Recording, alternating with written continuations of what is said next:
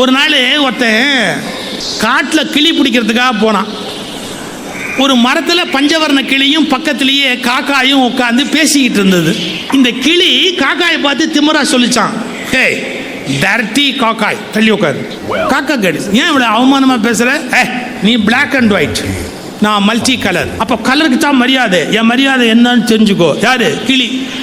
காக்கா சொல்லிச்சு, நான் ஏதோ பிளாக் அண்ட் ஒயிட்டாக போயிட்டேன், ஒருவேளை கடவுள் என்னை படைக்கிற போது கரண்ட் கட்டா போச்சோ என்னமோ, எனக்கு எப்படி தெரியும், நான் கொஞ்சம் கருப்பாக போயிட்டேன்.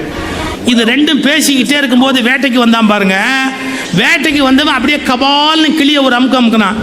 எங்க வேட்டைக்கு வந்தவன் காக்காயா பிடிப்பான்? கிளியை ஒரே அமுக்கு அமுக்குனான், தூக்கி ஜீப்பில் போட்டான், வீட்டுக்கு தூக்கி போயிட்டான்.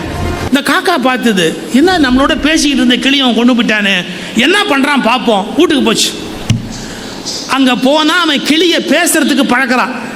எப்படி தெரியுமா பழக்குவாங்க? பூண்டு இருக்குது இல்லையா, கார்லிக் பூண்டு, அதை எடுத்து நெருப்பில் சுட்டு கிளி நாக்கில் வைக்கிறான், கிளிக்கு குழையிறதுக்காக.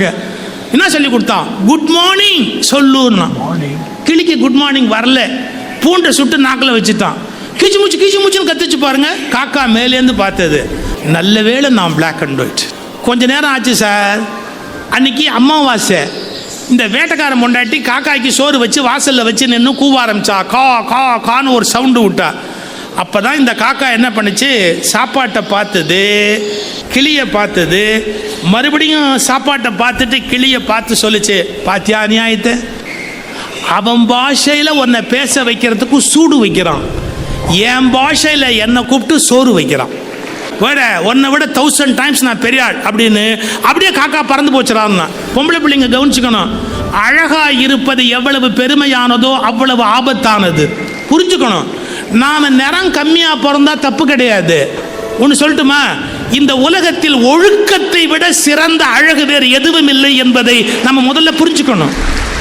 உலகம் முழுவதும் எந்த ஜூவிலும் வைக்கப்படாத ஒரே பறவை காக்கை. ஏன் தெரியுங்களா? சுதந்திரமாக இருப்பதை விட பெரிய அழகு இந்த உலகத்தில் வேறு எதுவுமே இல்லை. காக்கை எப்போதும் சுதந்திரமானது.